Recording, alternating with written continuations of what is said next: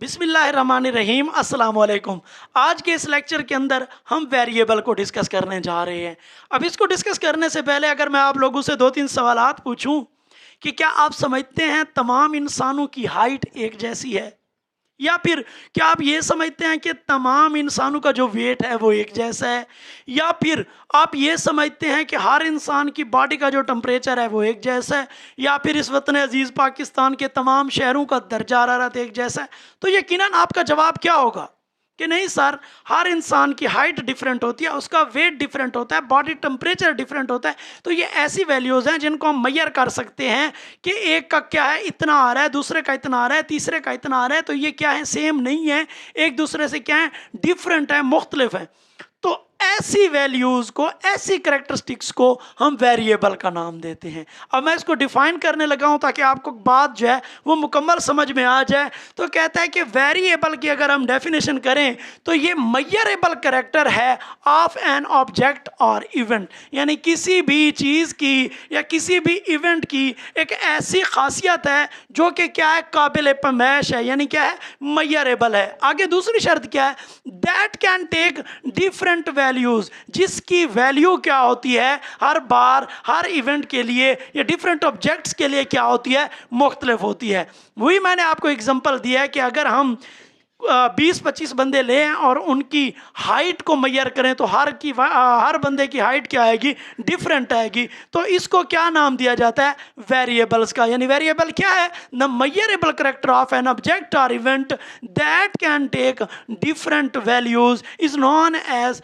Variable. और इसकी example के अंदर आप क्या लिखेंगे, हाइट, वेट, टेम्परेचर, etc। अब इस वेरिएबल की कितनी अकसाम है, इस वेरिएबल की हमारी बुक के अंदर दो अकसाम बतलाई गई हैं। एक है क्वालिटेटिव वेरिएबल और दूसरी है क्वांटिटेटिव वेरिएबल। अगर थोड़ा सा गौर करें तो इनके नाम बता रहे हैं कि ये क्या चीज़ें हैं। सबसे पहले हम क्वालिटेटिव वेरिएबल को देख लेते हैं। तो कहता है कि एक ऐसा वेरिएबल जो कि can not be measured in numeric form, यानी ऐसी खासियत जो कि नंबर्स की फॉर्म के अंदर उसकी पैमाइश मुमकिन नहीं होती, उसको हम क्या बोलते हैं, क्वालिटेटिव वेरिएबल। इसकी एग्जांपल देता हूँ फिर आपको समझ आएगा। फॉर एग्जांपल हम आइज के कलर को देखते हैं। डिफरेंट पीपल है, उनकी आइज़ का कलर क्या होगा, डिफरेंट होगा। फॉर एग्जांपल किसी का क्या है, ब्लैक है, किसी का क्या है, ब्राउन है, किसी की आइज़ का कलर ब्लू भी होता है। तो ये क्या है, डिफरेंट कलर्स आ रहे हैं। इसी तरह और इनको क्या करते हैं, हम नंबर की फॉर्म के अंदर भी मैयर नहीं कर सकते कि 7% ब्लैक, 8% ब्लैक, इस तरह तो नहीं होता। हम कहते हैं ये तो ब्लैक है, या फिर क्या है, वाइट है, या फिर क्या है, ब्राउन है, या फिर ब्लू है, जो भी कलर आ रहा है। तो इस तरह की जो करेक्टर होती है उसको बोलते हैं वेरिएबल करेक्टर। इसी तरह दूसरी एग्जांपल मैंने दिया है जेंडर। जेंडर को भी हम नंबर्स के अंदर तो मैयर नहीं कर सकते, या तो हम कहते हैं कि ये फीमेल है, या फिर क्या कहते हैं, ये मेल है। तो इस करेक्टरिस्टिक्स को क्या बोला जाता है, क्वालिटेटिव वेरिएबल। इसी तरह इसके अपोजिट है कि एक ऐसी करेक्टर जिसको हम न्यूमेरिक फॉर्म यानी 1 2 3 4 5 नंबर की फॉर्म के अंदर मैयर करते हैं, उसको नाम दिया जाता है quantitative variable. The variable that can be measured in numeric form.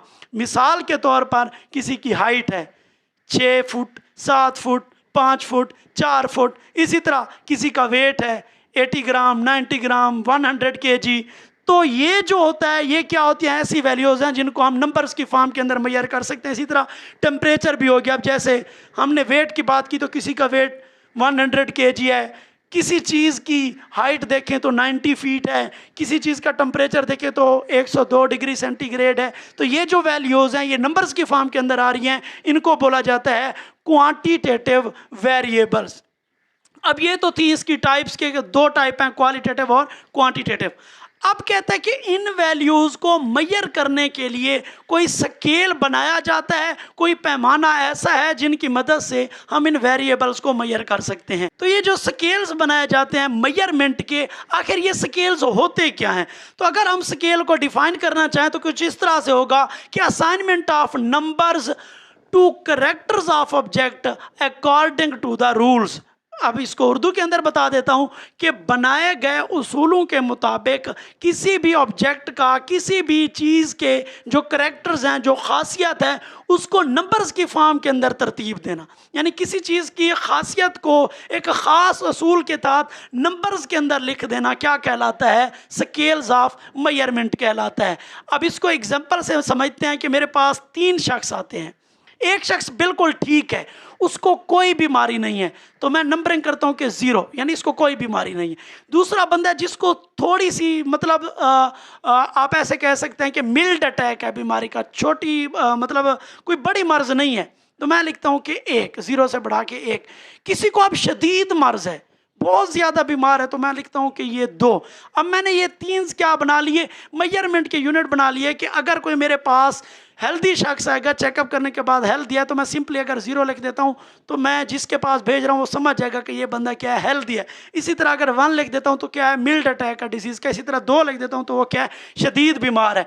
तो ये जो करेक्टर्स हैं, कोई हेल्दी है, किसी को मिल्ड डिजीज़ है, किसी को सीरियस डिजीज़ है, इनको नंबर्स की फॉर्म में एक असूल के तहत इनकी असाइनमेंट करना, इनको तरतीब देना क्या कहलाता है? स्केल ऑफ मेजरमेंट कहलाता है। अब हमारे पास मेजरमेंट के कितने स्केल अवेलेबल हैं? तो कहते हैं हमारे पास मेजरमेंट के 4 स्केल्स अवेलेबल हैं। Number 1 nominal scale, number 2 ordinal scale, number 3 interval scale और नंबर 4 रेशो स्केल। अब हम बारी बारी इनका कंपैरिजन करते हैं कि आखिर 4 स्केल्स बनाने की ज़रूरत क्यों पेश आई। पहले नंबर पर है नॉमिनल स्केल। अगर गौर करें तो ये खुद बता रहा है कि मैं क्या करूंगा, किसी चीज़ के नेम की निस्बत से जो है उसकी मेजरमेंट करूंगा। नॉमिनल स्केल यानी नेम की वजह से, तो इसको स्टैटिक्स लैंग्वेज के अंदर लिखते हैं कि ऐसा स्केल जो कि किसी ऑब्जेक्ट की वैल्यू बताने के लिए डिफरेंट टैग्स और लेबल्स का इस्तेमाल करे। यानी हम क्या करें, उसके ऊपर टैग लगा देते हैं या फिर क्या करते हैं, कोई ना कोई लेबल लगा देते हैं। अब जैसे किसी की आई कलर है, तो हम क्या करते हैं कि आई कलर को नाम से ज़ाहिर करने के लिए हम क्या करते हैं कि या तो ब्लैक लिखते हैं, या फिर क्या लिखते हैं, ब्राउन लिखते हैं, या फिर क्या लिखते हैं, ब्लू लिखते हैं, या फिर क्या लिखते हैं, वाइट लिख देते हैं। तो ये क्या है, इसके जो है ये इसके टैग्स हैं या फिर क्या है, लेबल हैं। आई कलर के क्या है, हमने डिफरेंट लेबल्स लगा दिए। तो इस तरह के जो स्केल्स ऑफ मेजरमेंट होते हैं उनको नॉमिनल स्केल ऑफ मेजरमेंट कहा जाता है। अब इसकी दूसरी कैरेक्टरिस्टिक्स ये है कि ये किसी भी वैल्यू को शो नहीं करता।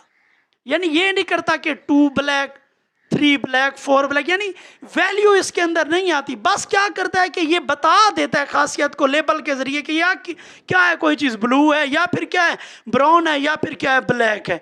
तो ये आई कलर इसकी बेस्ट एग्जांपल है। उसके बाद इसकी थर्ड कैरेक्टर है, वो कहता है कि ये इनके दरमियान रिलेशनशिप को भी शो नहीं करता। नॉमिनल स्केल एक ऐसा स्केल है जो कि डिफरेंट लेबल्स के जरिए किसी चीज़ को क्या करता है, डिफाइन करता है, और उसके अंदर किसी वैल्यू को भी शो नहीं करता और इनके दरमियान रिलेशनशिप को भी शो नहीं करता। क्या मतलब वो ये नहीं बताता कि ये ब्लैक है और ये ब्राउन है, तो ये कितना ब्लैक है, ब्लैक ब्राउन से कितना ज़्यादा है, कितना कम है, इनके दरमियान क्या रिलेशनशिप है। इस रिलेशनशिप को नॉमिनल स्केल वाजे नहीं कर सकता। फिर कहते हैं नॉमिनल स्केल मोस्टली बनाया किस लिए जाता है, ये डिफरेंट चीज़ों की कैटेगरीज बनाने के लिए। जैसे कि अब मैं कैटेगरीज 2 बना देता हूँ कि येस और नो। तो ये जो 2 कैटेगरीज मैंने बना ली कि या तो क्या आएगा, येस आएगा या फिर नो आएगा। तो ये किस चीज़ को शो कर रहा है, येस एंड नो, ये कोई नेम दिए हुए हैं मैंने, तो ये क्या है, एक नॉमिनल स्केल। फिर नॉमिनल स्केल की लास्ट कैरेक्टरिस्टिक्स ये है कि ये अब्सोल्यूट 0 कभी नहीं होता। क्या मतलब इसकी वैल्यू 0 होने का मतलब ये नहीं है अगर कहीं पर 0 लिखा आ जाता है, जैसे हम लिखते हैं कि अगर 0 आता है तो किसी चीज़ का ऑप्शन होगा नो, अगर 1 आता है तो किसी चीज़ का ऑप्शन होगा यस। तो 0 का मतलब अब ये तो नहीं है कि ये खुद एग्जिस्ट ही नहीं करता, मतलब क्या है कि वो नो की कैरेक्टरिस्टिक्स को जाहिर कर रहा है। तो इसके अंदर कोई भी जो है एब्सोल्यूट 0 का कंसेप्ट नहीं है नॉमिनल स्केल के अंदर। अब दूसरी तरफ हमारे पास आता है ऑर्डिनल स्केल। ऑर्डिनल स्केल नाम से जाहिर है कि क्या करेगा, ऑर्डर्स को या फिर उसकी सीक्वेंस को जाहिर करेगा। अब ये जो ऑर्डिनल स्केल है ये एक नॉमिनल स्केल भी होगा, यानी एक नॉमिनल स्केल भी होगा और साथ साथ क्या करेगा, ऑर्डर और सीक्वेंस को भी जाहिर करेगा। अब जैसा कि एक क्लास का रिजल्ट आता है तो हम कहते हैं कि कोई बच्चा फर्स्ट आया है, कोई बच्चा सेकंड आया है, कोई बच्चा थर्ड है। तो ये जो हमने डिफरेंट रैंक्स दे दिए, फर्स्ट सेकंड थर्ड, इसको एक ऑर्डर के तरतीब के साथ हम लिखते हैं कि ये फर्स्ट है, ये उसके बाद सेकंड है, ये उसके बाद थर्ड है। तो इस स्केल ऑफ मेजरमेंट को कहा जाता है ऑर्डिनल स्केल ऑफ मेजरमेंट। और इसकी एक करैक्टर ये भी है कि ये क्या करता है, रैंकिंग को शो करता है, फर्स्ट सेकंड एंड थर्ड। उसके बाद कहता है कि नॉट शो डिफरेंस, यानी अब ये नहीं बताता कि फर्स्ट वाला कितना % ज्यादा नंबर लेकर फर्स्ट है, सेकंड वाला कितना से पीछे रह गया है। तो ये इनके दरमियान डिफरेंस को नहीं बताता ऑर्डिनल स्केल।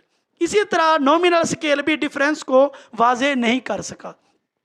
फिर थर्ड स्केल बनाया गया जिसका नाम है इंटरवल स्केल। अब ये ऐसा स्केल है जिसके अंदर नॉमिनल स्केल भी होता है, ऑर्डिनल स्केल भी होता है, साथ में ये क्या करता है कि ऑर्डिनल स्केल के अंदर ये जो डिफरेंस ना बताने का जुर्म हुआ था इसको ये क्लियर करता है। अब इसकी डेफिनेशन देता है, वो कहता है कि ऐसा स्केल जो कि इंफॉर्मेशन प्रोवाइड करे ऑफ ऑर्डिनल स्केल, यानी ऑर्डिनल स्केल के मुतालिक जो मालूमात रह गई कि कोई फास्ट है तो कितने नंबरों से फास्ट आया है, सेकंड है तो कितने नंबरों से पीछे रह गए, इस चीज़ को वाजे करने के लिए हमारे पास क्या होता है, इंटरवल स्केल होता है। फिर कहते हैं कि ये यूज होता है mostly comparison of difference between variables, यानी दो वेरिएबल्स के दरमियान कितना गैप आ रहा है, कितना डिफरेंस आ रहा है, उसको इंटरवल स्केल वाजे करता है। अब जैसा कि इसकी एग्जांपल मैंने दी है कि किसी का CGPA 3.5 आया है, किसी का CGPA 3.4 आया है, तो हम बता सकते हैं कि 3.5 और 3.4